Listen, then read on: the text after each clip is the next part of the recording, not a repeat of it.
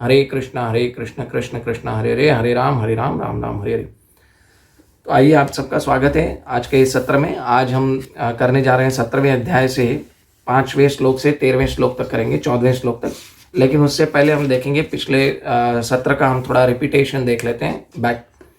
तो भगवान 17वें चैप्टर का नाम है श्रद्धा के 3 विभाग। तो इसमें सबसे पहले अर्जुन ने एक प्रश्न पूछा कि जो व्यक्ति सात्विक हैं, जो व्यक्ति एक्चुअली सात्विक नहीं लेकिन शास्त्रों के हिसाब से नहीं, अपने मन मने हिसाब से पूजा करते हैं, तो ऐसे व्यक्ति कौन है? अच्छे काम करते हैं परंतु अपने ढंग से करते हैं, तो ऐसे व्यक्ति कौन है? सतोगुणी है, रजोगुणी है या तमोगुणी है? तो भगवान ने उसके अगले श्लोक में बताया कि 3 प्रकार की श्रद्धा होती है। एक सतोगुणी होती है, रजोगुणी होती है और तमोगुणी होती है, अपने देह के हिसाब से। क्योंकि हमने देखा कि जिसको देह मिला है उसके मन में, उसके अंदर कोई ना कोई श्रद्धा होती है। और फिर भगवान ने बताया कि जो 3 श्रद्धा हैं वो अलग अलग कैसे पूजा करते हैं। एक होते हैं जो सात्विक श्रद्धा वाले, वो देवी देवताओं की पूजा करते हैं। जो राजसिक और तामसिक श्रद्धा वाले हैं वो राक्षस और तामसी लोगों की, भूत प्रेतों की पूजा करते हैं। इसका डिटेल आप पिछले वीडियो में देख सकते हैं। लेकिन अभी भगवान आगे ना ये बता रहे हैं कि असुर कौन है। असुर हमने देखा जाए तो हमने 16वें चैप्टर में देख लिया था कि असुर कौन है, लेकिन भगवान ने 16वें चैप्टर में असुर के अंदरूनी गुण बताए थे। तो वो हमें दूर से दिखेंगे नहीं, जैसे है काम, क्रोध, लोभ, मोह, मद, मत्सर अंदर पलता रहता है, ईर्ष्या अंदर पलती रहती है। लेकिन बाहरी गुण असुर के बताएं कि असुर को बाहर से कैसे पहचाना। जैसे दैवी गुण बताए थे 16वें अध्याय के 1 से 3 श्लोक में भगवान ने। और देवी गुण वाले व्यक्ति को अगर बाहर से पहचानना हो तो कैसे पहचाने? कि उसके सर पे टीका होता है, गले में कंठी माला होती है, धोती पहनी होती है, शिखा होती है, माला हाथ में होती है। लेकिन अभी असुर को कैसे पहचाना जाए, बाहरी लुक में असुर को कैसे पहचाना जाए, तो भगवान ये इसको थोड़ा डिटेल में बता रहे हैं। लेकिन उससे पहले असुर करते क्या हैं भगवान वो बता रहे हैं, मतलब असुर को पहचाना कैसे जाए वो ही बता रहे हैं। ठीक है, तो आइए हम 17वें अध्याय का 5वें श्लोक से शुरू करते हैं आज। ये बहुत ही इंपॉर्टेंट श्लोक है, ठीक है। और ये अगर हम श्लोका समझे तो हमें अपने आप के अंदर ही बहुत सारा असुर दिखाई देंगे। अभी हमको ये श्लोक सुनेंगे और उसको समझने की कोशिश करेंगे। अशास्त्र विहितम घोरम तप्यन्ते ये तपो जनाः दम्भ अहंकार संयुक्ताः कामराग बलान्विताः करष्यन्तः शरीरस्थं भूतग्राम चेतसः मां चैवान्त शरीरस्थं तान विद्धि आसुर निश्चयान। अभी भगवान बता रहे हैं कि जो लोग दंभ तथा अहंकार से अभिभूत होकर शास्त्र विरुद्ध कठोर तपस्या और व्रत करते हैं, जो काम तथा आसक्ति द्वारा प्रेरित होते हैं, जो मूर्ख तथा शरीर के भौतिक तत्वों तथा शरीर के भीतर स्थित परमात्मा को कष्ट पहुंचाते हैं, वे असुर कहे जाते हैं। अभी इसको हम एक एक शब्द है ना उसको लेके हम समझेंगे कि क्या क्या क्या भगवान बता रहे हैं। अशास्त्र विहितम घोरम तपस्यम। अभी अशास्त्र विहितम घोरम तपन्ते का मतलब क्या है? जो लोग शास्त्रों को छोड़कर तपस्या करते हैं, अपने हिसाब से तपस्या करते हैं, अपने हिसाब से उपवास रखते हैं, है ना। शास्त्रों के हिसाब से उपवास रखना क्या है? वैष्णव कैलेंडर के हिसाब से, शास्त्रों के हिसाब से है कि एकादशी के दिन उपवास रखना, ठीक है, या कोई बड़ा जन्माष्टमी के दिन, राधाष्टमी के दिन उपवास रखना। लेकिन जो अपने मन माने ढंग से उपवास रखता है वो एक्चुअली में असुर है, क्योंकि वो शास्त्रों को फॉलो नहीं कर रहा है, ठीक है, लेकिन वो उपवास रखता है। जैसे हिरण्यकश्यपु, रावण अपनी इच्छा पूरी करने के लिए उपवास रखते हैं ना। ऐसे लोग क्या है? ऐसे लोग एक्चुअली असुर हैं। क्यों? क्योंकि हिरण्यकश्यपु और रावण जो क्या थे, रावण ने 10 सर लगा दिए, कठोर तपस्या की, शरीर को कष्ट पहुंचाया, लेकिन क्या किया? उसका उद्देश्य क्या था? उसका उद्देश्य यह था कि मैं सीता का भोग कैसे करूं, मैं लंका को कैसे लेके जाऊं, क्योंकि लंका जो थी वो भगवान शिव की है ना। लेकिन लंका भगवान शिव ने खुद के लिए, रहने के लिए बनाई, लेकिन वरदान में क्या मांग लिया भगवान से? वो लंका ही मांग ली उसने, ठीक है। फिर दूसरा हिरण्यकश्यपु, है ना, असुरी, क्या वरदान मांगा उसने भगवान से? ब्रह्मा जी से यह वरदान मांग लिया कि मैं अमर हूँ, इधर न मरूं उधर न मरूं, ठीक है। ऐसे लोग दंभ अहंकार के कारण तपस्या करते हैं, अहंकार के साथ तपस्या करते हैं। कैसा क्या अहंकार होता है उनमें? कामरा बलान्विता, यानी काम राग बलान्विता, यानी इच्छाओं के साथ क्या बलान्विता, यानी मैं अपने बल से करूंगा, भगवान की कृपा से नहीं करूंगा। तपस्या अगर कोई व्यक्ति करने जाता है ना, आगे इस श्लोक में, आगे इस चैप्टर में भगवान 3 प्रकार की जो श्रद्धा की तपस्या उसके बारे में भी बताएंगे। तो जो व्यक्ति तपस्या अपनी इच्छा के लिए करता है और भगवान की कृपा की बिना अपने बल, मैं अपने बल से कर सकता हूँ, है ना, बला रागन कामल बला काम राग बलान्विता, यानी अपने बल के हिसाब से तपस्या करना चाहता है, ऐसा व्यक्ति क्या है, असुर है। फिर इसमें तीसरा शब्द क्या आ रहा है कि करशंत शरीर, यानी जो शरीर को कष्ट देते हैं, जैसे रावण ने अपने 10 सर काट के यज्ञ में अर्पण कर दिया, ठीक है। फिर हिरण्यकश्यपु क्या था, वो पूरा मतलब उसको सिर्फ हड्डी दिख रही थी, न मांस दिख रहा था, न मज्जा दिख रहा था, कुछ नहीं दिख रहा था, है ना। वो खाएंगे पिएंगे नहीं, न सोएंगे न क्या करेंगे, अपने शरीर को कष्ट देते हैं। ऐसे व्यक्ति असुर है, अपने शरीर को कष्ट लेके जो तपस्या करते हैं, ठीक है। तो जो शास्त्रों के हिसाब से तपस्या की जाए वो तपस्या है। फिर हिरण्यकश्यपु हिरण्यकश्यपु ने क्या किया, हड्डियां ही बची थी, बाकी सब कुछ चला गया था। फिर उसने ब्रह्मा जी का जब भी दर्शन हुआ तो उसने ये फिर उसको शरीर वैसा प्राप्त हो गया, लेकिन क्या था, अपने शरीर को कष्ट पहुंचाता है। क्यों नहीं पहुंचाना चाहिए अपने शरीर को कष्ट, क्योंकि भगवान कह रहे हैं कि मुझ परमात्मा को, बोल रहे ना क्या है, माम चैतान न शरीरस्थम तान विद्धि आसुर निश्चयन, यानी जो अपने शरीर को कष्ट पहुंचाता है, अपने भीतर मैं उनके परमात्मा जो बैठा हूं एज अ परमात्मा, वो मुझे भी कष्ट पहुंचा रहे हैं। क्यों, कैसे कष्ट पहुंचा रहे हैं, क्योंकि वो न खाते पीते हैं, न सोते हैं बराबर, न कुछ करते हैं। तो ऐसा व्यक्ति क्या करता है, अपने बल के काम राग बलान्विता, अपने मर्जी के हिसाब से जो तपस्या करता है वो व्यक्ति असुर है, वो भगवान को भी कष्ट पहुंचाता है। फिर ये क्या देखे हमने, बाहरी लक्षण देखे असुर के। अभी हम इसका है ना मॉडर्न वर्ल्ड में असुर कौन है उसको देखेंगे कि अभी ये तो आपने देख लिया प्रभु जी, आप तो कह रहे हो कि ये पुराने युग के जो सतयुग के और त्रेता युग के और द्वापर युग के जो भी हैं तपस्वी हैं, लेकिन आजकल ऐसे हिरण्यकशिपु और रावण जैसे लोग कौन है, ये भी तो एक बड़ा पॉइंट है ना। ये भगवान एज अ भगवत गीता में ये साइंस बता रहे हैं कि कैसे लोग आज के कलयुग में भी लोग ये एक्चुअली ऐसे लोग हैं। ये बहुत लोग बोलते हैं ना, चलो ये तो आपने ना उदाहरण दिया सतयुग का और त्रेता युग का, और ऐसे लोग तपस्या करते थे शरीर को कष्ट देकर, ठीक है। तो आजकल तो कोई ऐसी तपस्या कर नहीं रहा है। तो भगवत गीता हर युग में रेलेवेंट है। अगर आपको कोई बोले ना तो ये श्लोक भी आप कोट कर सकते हो। आजकल के युग में भी असुर हैं, ऐसे असुर हैं क्या, कौन कौन से हैं, 24 घंटे जो काम करते हैं ना, कॉर्पोरेट वाले, नेटवर्क मार्केटिंग वाले, है ना, खाते पीते नहीं है, बस मेहनत करते रहते हैं। एक्चुअली मेहनत नहीं बोलते, वो असुर बोलते हैं, क्योंकि वो अपने अंदर परमात्मा को कष्ट पहुंचा रहे हैं। लेकिन उन आजकल के जो तथाकथित लोग क्या बोलते हैं, वो बहुत मेहनती है, बहुत मेहनती है। मेहनती नहीं है, वो मूर्ख है। क्या सिर्फ पैसे के पीछे भाग रहा है, अपनी काम इच्छाओं, है ना, क्या बोले, काम राग बलान्विता, काम तथा आसक्ति से द्वारा प्रेरित होता है। क्या, अपनी इच्छाओं के द्वारा प्रेरित होता है। ये नेटवर्क मार्केटिंग वाले और कॉर्पोरेट वर्ल्ड वाले क्या है, अपनी इच्छाओं से प्रेरित होते हैं और अपने काम को पूरा करने के लिए दिन रात कमाते हैं, और वही पैसा क्या है, अपना काम में वेस्ट कर देते हैं। और कैसी चीज़ों पे वेस्ट करते हैं, इलिसिट सेक्स, ठीक है, फिर मीट ईटिंग, इंटॉक्सिकेशन, और क्या बोलते हैं चौथा, 4 नियमों का पालन नहीं करते हैं। Intoxication, meat eating, illicit sex, और 4 नियम जो है वो पालन नहीं करते हैं। ये शरीर को खराब कर देते हैं, और क्या करते हैं कि परमात्मा को भी कष्ट पहुंचाते हैं। उनको पता नहीं है क्योंकि शास्त्र पढ़े नहीं है। तो ऐसे व्यक्ति क्या है, असुर है। अभी जो लोग अपने हिसाब से मेहनत करते हैं, शास्त्र को फॉलो नहीं करते, ये लोग भी असुर हैं। लेकिन लोगों को क्या लगता है कि ये लोग है ना अपने मन से, ये लोग क्या है, ये शास्त्र के हिसाब से कार्य कर रहे हैं। नहीं, ये शास्त्र के हिसाब से जो व्यक्ति कार्य नहीं करता वो असुर है। अपने मन से उपवास रखेगा, सोमवार का उपवास, आज गुरुवार है उपवास रहे मेरा, लेकिन उपवास है गधे, उपवास तो एक्चुअली करना भी नहीं चाहिए तेरे को गुरुवार का। शास्त्रों के हिसाब से एकादशी का उपवास रखना चाहिए, जन्माष्टमी का उपवास रखना चाहिए, राधाष्टमी का भी उपवास रखना चाहिए, ऐसे उपवास होते हैं।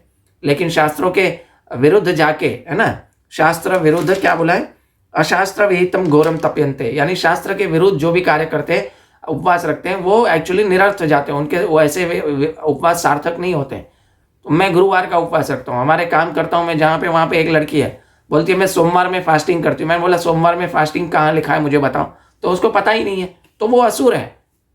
फिर फास्टिंग तो करती है, ठीक है, चलो फास्टिंग करना अच्छी बात है, साइंटिफिक रीजन से हिसाब से अगर वो फास्टिंग कर रही है तो अच्छा है, चलो ठीक है, करना चाहिए। लेकिन क्या कर रही है, चाय भी पी रही है, तो क्या हो गया, फास्टिंग कहाँ की हुई, तूने अगर चाय पी ली तो ये उनको पता ही नहीं, वो असुर है, ठीक है। अब ऐसे असुरों और भक्तों को कैसे पहचाना जाए, अभी भगवान अगले 6 श्लोकों में, आगे के श्लोकों में बताएंगे, पर हम आगे के 6 श्लोक करेंगे, उसमें आपको पता चलेगा कि ऐसे असुरों और भक्तों को कैसे पहचाना जाए। हमने असुरों के अंदरी गुण देख लिए, भक्तों के अंदरी गुण देख लिए 16वें चैप्टर में। अब भगवान बाहरी गुण बता रहे हैं, श्रद्धा के 3 विभाग बता रहे हैं, कैसी सात्विक श्रद्धा है, कैसी राजसिक श्रद्धा है और कैसी तमोगुणी श्रद्धा है। तो भगवान बता रहे हैं उनके खाने से उनको पहचान सकते हैं। लोग बोलते हैं ना, जैसा अन्न वैसा मन। तो अभी भगवान आगे 17वें अध्याय के 7वें श्लोक में बताएंगे कि पहले कि दान, तपस्या और यज्ञ किस प्रकार के होते हैं, 3 श्रद्धा में विभाग में होते हैं। और 8वें से 11वें श्लोक 10वें श्लोक तक भगवान बताएंगे खाना कैसे हो और असुरों को अपने खाने से पहचाना जा सकता है कैसे। ठीक है, तो हम 7वें श्लोक का अनुवाद पढ़ेंगे। यहाँ तक कि प्रत्येक व्यक्ति जो भोजन पसंद करता है वह भी प्रकृति के 3 गुणों के अनुसार 3 प्रकार का होता है। यह बात यज्ञ, तपस्या तथा ज्ञान के लिए भी सत्य है। अब उनके भेदों के विषय में सुनो। अभी भगवान 3 प्रकार के श्रद्धा के हिसाब से खाना, 3 प्रकार के श्रद्धा के हिसाब से यज्ञ और 3 प्रकार के श्रद्धा के हिसाब से दान बताएंगे और तपस्या बताएंगे। यज्ञ, दान, तपस्या और भोजन बता रहे हैं। तो अभी भगवान भोजन के बारे में बताएंगे। क्या बता रहे हैं? जो भोजन सात्विक वस्तुओं को प्रिय होता है वह आयु बढ़ाने वाला, जीवन को शुद्ध करने वाला तथा बल, स्वास्थ्य, सुख तथा तृप्ति प्रदान करने वाला होता है। ऐसा भोजन रसमय, स्निग्ध, स्वास्थ्यप्रद तथा हृदय को भाने वाला होता है। मतलब ऐसा भोजन कौन सा है ना? ऐसा भोजन मतलब हम अपने आप को कैसे पहचान सकते हैं, पहले हमें देखना है। ऐसा भोजन सात्विक भोजन होता है। सात्विक भोजन मतलब सिर्फ सात्विक भोजन, वो भक्त जो भोजन करता है वो नहीं है। भक्त तो क्या भोजन करता है? सिर्फ भगवान को अर्पण किया हुआ भोजन करता है, वो सात्विक होता है। प्लस शास्त्रों के हिसाब से भगवान को अर्पण किया करने के बाद जो खाता है वो निर्गुण भोजन हो गया, यानी उसमें सब अनर्थ निकल गया। लेकिन सात्विक व्यक्तियों को क्या पसंद है? मिल्क पसंद है, ठीक है, बटर पसंद है, फ्रूट्स पसंद है, वो सात्विक खाना खाता है। लेकिन निर्गुण लोग, जो भक्त लोग हैं, वो क्या है? भगवान को अर्पित किया हुआ ही भोजन खाते हैं। तो यहाँ पे भगवान भक्त की बात नहीं कर रही है, पहले ये हमें समझना चाहिए। यहाँ पे भगवान बात कर रहे हैं सात्विक, राजसिक और तामसिक लोगों की बात कर रहे हैं। तो हर सात्विक व्यक्ति भगवान का भक्त हो ऐसा नहीं हो सकता। सात्विक प्लस शास्त्रों को फॉलो करेगा वो व्यक्ति क्या होता है? भगवान का भक्त होता है। लेकिन जो सिर्फ सात्विक है, बोलते हैं ना हम अच्छे काम करेंगे लेकिन शास्त्रों को फॉलो नहीं करेंगे, फिलॉन्थ्रोपिक वर्क खोल के रखते हैं, क्या बड़े बड़े वृद्धाश्रम खोलेंगे, हॉस्पिटल खोलेंगे, ठीक है, वे सात्विक लोग हैं, बट वो भगवान के भक्त नहीं हो सकते। हर मंदिर जाने वाला व्यक्ति भक्त नहीं होता, ये हमें समझना लेना चाहिए। फिर यहाँ भगवान सात्विक श्रद्धा की बात कर रहे हैं, ये समझना है। फिर भगवान क्या बता रहे हैं? हर व्यक्ति, सात्विक व्यक्ति भगवान का भक्त नहीं होता। फिर भगवान बता रहे हैं कि अत्यधिक तिक्त, खट्टे, नमकीन, गरम, चटपटे, शुष्क तथा जलन उत्पन्न करने वाले भोजन रजोगुणी व्यक्तियों को प्रिय है। ऐसे भोजन दुख, शोक तथा रोग उत्पन्न करने वाले होते हैं। अभी भगवान यहाँ पे बता रहे हैं कि अत्यधिक खट्टे, हाँ, भगवान एक वर्ड डाला, अत्यधिक खट्टे, अत्यधिक नमकीन, अत्यधिक शुष्क, अत्यधिक जलन पैदा करने वाले खाना हमें नहीं खाना चाहिए। ऐसा नहीं है कि हमें खाना खट्टा मीठा खाना नहीं खाना चाहिए, लेकिन अत्यधिक नहीं, जो हमारे शरीर को नुकसान पहुंचाए। ठीक है। फिर भगवान आगे बता रहे हैं, मतलब नमकीन बोला है, यानी हमें नमक खाना नहीं छोड़ देना चाहिए, अत्यधिक नमकीन। किसी भी चीज़ में नमक ज़्यादा हो तो हमें अच्छा नहीं लगता। ठीक है। फिर भगवान तमोगुणी श्रद्धा वाले व्यक्तियों का खाना कैसे होता है वो बता रहे हैं। खाने से 3 घंटे पूर्व पकाया गया खाना, स्वादहीन, वियोजित एवं सड़ा, झूठा तथा अस्पृश्य वस्तुओं से युक्त भोजन उन लोगों को प्रिय होता है जो तामसी होते हैं। इसमें नॉनवेज भी आ गया, ठीक है ना, प्याज लहसुन भी आ गया, क्योंकि वो तमोगुणी है। ठीक है। 3 घंटा पूर्व पका हुआ खाना मतलब कि हम 3 घंटा पका हुआ पूर्व खाना नहीं खाएं। अरे शास्त्रों में दिया हुआ है, भगवत गीता में भगवान ने बोला है 3 घंटे पूर्व पका हुआ खाना नहीं खाना चाहिए। तो क्या नहीं खाना चाहिए? नहीं, खाना चाहिए, ऐसा नहीं है। वो तमोगुणी हो जाए तब नहीं खाना चाहिए। अभी तमोगुणी हुआ कैसे पता चलेगा? कैसे पता चलेगा? एक तो पता चलेगा कि वो स्वादविहीन हो जाएगा अगर आप उसको चख के देखेंगे। दूसरा, तब पता चलेगा उसकी स्मेल से पता चलेगा। जब आप उस खाने को स्मेल करेंगे ना तो वो पता चल जाएगा कि ये 3 घंटे पूर्व पका हुआ है, या इस खाने में है ना जो बास आ रही है ना, दुर्गंध आ रही है, वो एक्चुअली तमोगुणी खाना है। ऐसा खाना नहीं खाना चाहिए। ठीक है।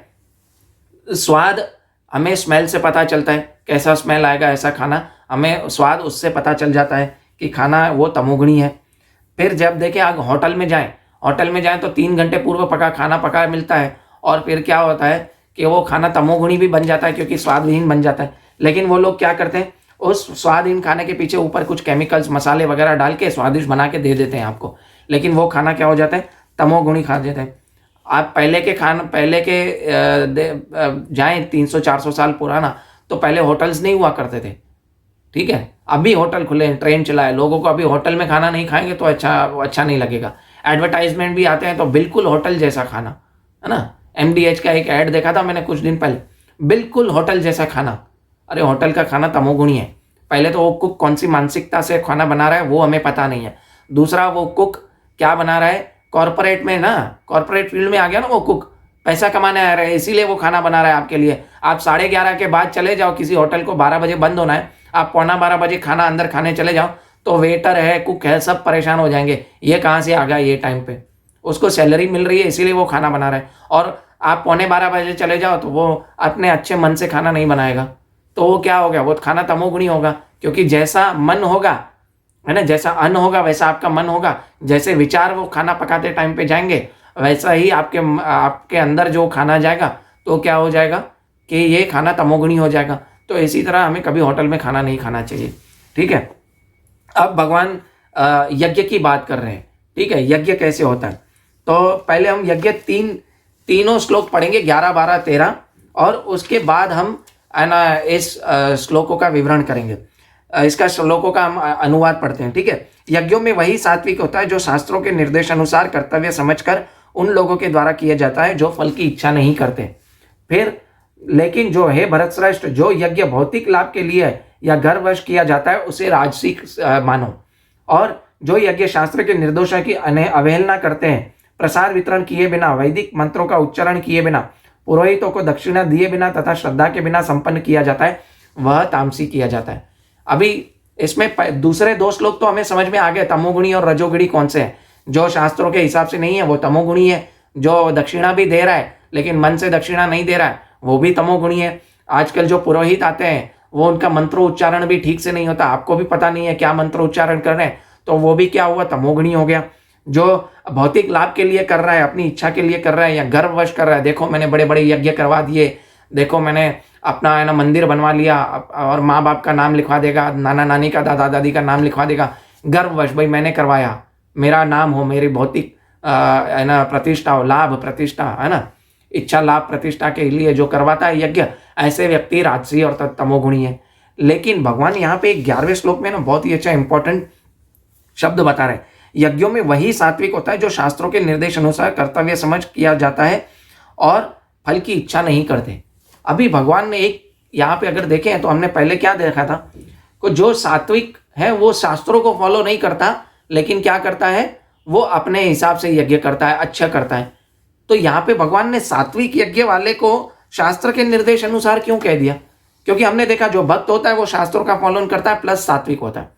दूसरा देखा सात्विक वो होता है जो अच्छे काम करता है लेकिन शास्त्र को नहीं फॉलो करता, ठीक है, भगवान के हिसाब से वो सात्विक है, वो भक्त नहीं है, ठीक है। तीसरा रजोगुणी और तमोगुणी व्यक्ति जो है वो असुर है। तो यहाँ पे भगवान ने जब 11वें श्लोक में देखेंगे, 17वें अध्याय के 11वें श्लोक में, यज्ञों में वही सात्विक यज्ञ होता है जो शास्त्र को निर्देशों के अनुसार कर्तव्य समझकर उन लोगों द्वारा किया जाता है और फल की इच्छा नहीं करते। तो यहाँ पे शास्त्रों का निर्देश भी बोल दिया भगवान ने और सात्विक भी बोल दिया। ऐसा व्यक्ति तो देखा जाए तो भक्त हुआ, लेकिन चौथी कैटेगरी यहाँ पे भगवान ला रहे हैं, स्पेशली यज्ञ पे क्या ला रहे हैं कि ऐसे व्यक्ति जो निर्गुण श्रद्धा वाले नहीं है लेकिन सात्विक है और शास्त्रों के हिसाब से यज्ञ करते हैं, ऐसे व्यक्ति कौन है, ये भी अर्जुन का भी प्रश्न है। और चौथी कैटेगरी है, ऐसे व्यक्ति हैं मायावादी लोग, निराकारवादी लोग, है ना, जो शास्त्रों पे श्रद्धा तो रखते हैं लेकिन उनका निष्कर्ष जो है वो गलत है। वो सोचते हैं भगवान निराकार है ना, वो सोचते हैं हम एक हो जाएंगे भगवान के साथ मुक्ति के बाद, उनको शास्त्रों का निष्कर्ष पता नहीं है, ठीक है। तो ऐसे व्यक्ति सात्विक हैं, ठीक है, शास्त्रों को फॉलो तो करते हैं बट पूर्ण तरह से नहीं फॉलो करते। क्या करते हैं, वो उनके निष्कर्ष पे नहीं पहुंचते। निराकारवादी, मायावादी, ये सात्विक श्रद्धा वाले लोग हैं जो भक्त नहीं हो सकते, केवल अच्छे इंसान हो सकते हैं, ठीक है।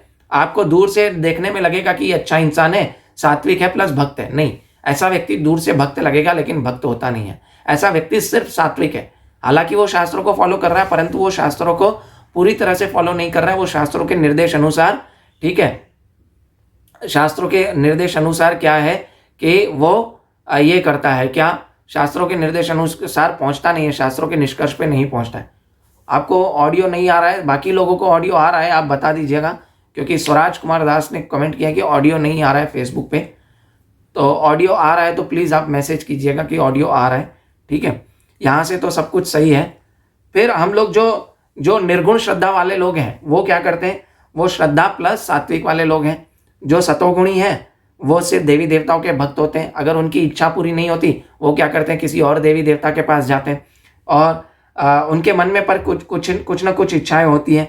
और बहुत सारे ऐसे सात्विक लोग हैं जिनके मन में कुछ इच्छा भी नहीं होती, जैसे शिव जी के भक्त हैं, माता के भक्त हैं, वो निष्काम भाव से सेवा करते हैं लेकिन इच्छा नहीं होती, लेकिन फिर भी वो व्यक्ति क्या होता है, सतोगुणी है, क्योंकि वो देवी देवता की पूजा कर रहा है, वो शास्त्रों के निष्कर्ष पर पहुंचा नहीं है, ठीक है, पर वे भक्त नहीं है, सिर्फ अच्छे इंसान है, ठीक है।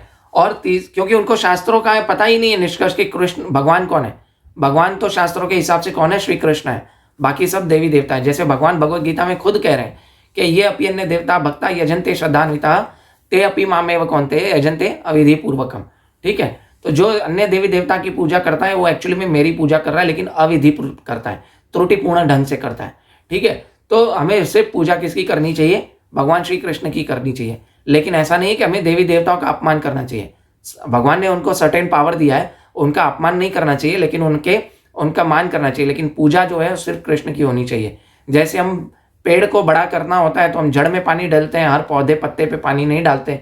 इसी तरह अगर भगवान श्री कृष्ण को पूजा करते हैं तो आवाज़ नहीं आ रही है, सब लोग बोल रहे हैं, अभी सही है।